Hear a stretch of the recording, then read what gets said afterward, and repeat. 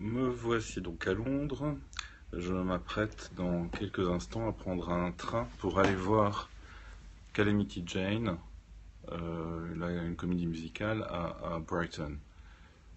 Calamity Jane, c'est une de ces comédies musicales qui a une histoire un peu particulière parce qu'elle a été un film avant d'être une comédie musicale théâtrale. C'est en 1953 que la Warner a voulu répondre au succès relativement important de Annie Get Your Gun, un film qui avait été réalisé par la MGM en 1950 en imaginant une comédie musicale un peu similaire qui se passe dans le Grand Ouest américain à la fin du 19e siècle et qui mettrait en vedette un personnage de forte femme, un peu comme celui de Annie Oakley dans Annie Get Your Gun. Alors ils ont pour cela embauché un compositeur qui a surtout un historique à Broadway, Sammy Fain, qui a composé d'ailleurs l'une des plus belles chansons de l'histoire, I'll Be Seeing You, une très très très belle chanson. Et le parolier s'appelle Paul Francis Webster, qui c'est bien pratique, a un nom de dictionnaire pour un parolier, je trouve ça très pratique.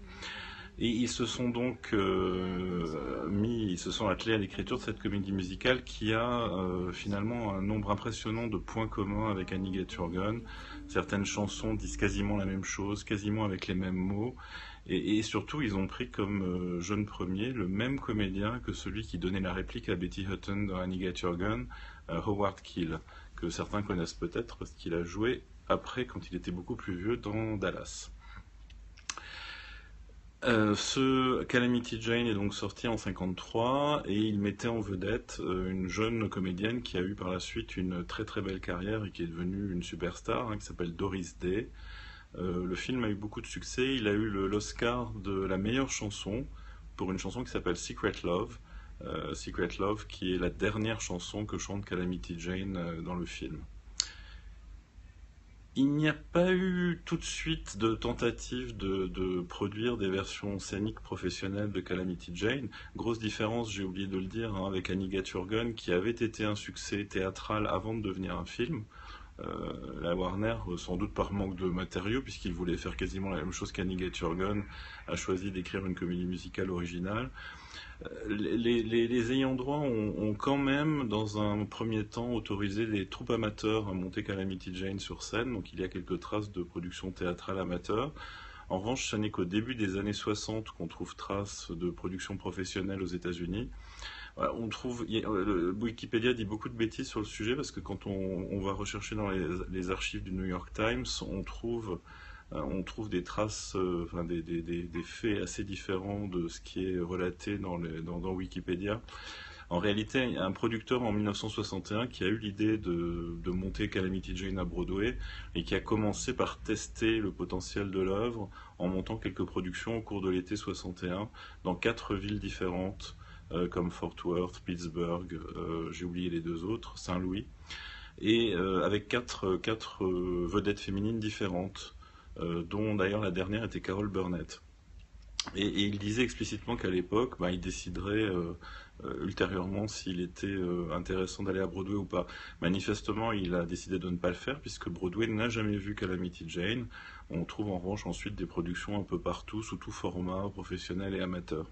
Et ce qui est curieux, c'est que l'Angleterre aussi s'est un peu enthousiasmée pour cette histoire, qui pourtant n'a pas grand-chose de vernaculaire en Angleterre, puisque c'est une histoire qui se passe dans le Far West.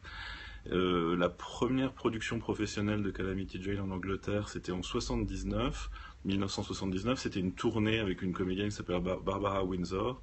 La première production à Londres, c'était en 1994 au Battersea Arts Center, un tout petit théâtre qui malheureusement a été endommagé par un incendie il n'y a pas très longtemps. Et la première production à être venue à Londres a été créée à l'origine à Leicester, au fameux Haymarket Theatre, dans une mise en scène de Paul Kerrison, fin 94, début 95. À Leicester, la vedette féminine était Louise Gold, et lorsque le spectacle est venu à Londres 18 mois plus tard, au Sadler's Wells, elle avait été remplacée par Gemma Craven. On trouve ensuite toutes sortes de petites productions. Moi j'en ai vu une en 2003, c'était une tournée avec une comédienne du nom de Toya Wilcox que je n'avais pas beaucoup aimée. mais qui s'était installé brièvement au Shaftesbury Theatre de Londres et qui donc constituait une production techniquement, qu'on peut considérer techniquement comme une production du West End.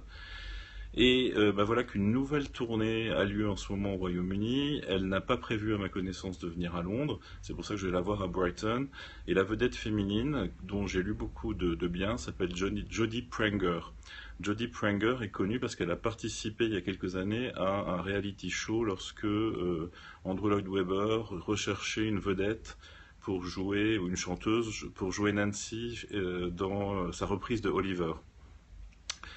Et donc elle avait gagné, elle a joué Nancy à ce moment-là sur scène, et c'est elle qui mène cette tournée de Calamity Jane. J'ai lu beaucoup de choses positives sur elle et sur cette production, donc il me tarde de voir ce Calamity Jane, et on en saura plus après la représentation.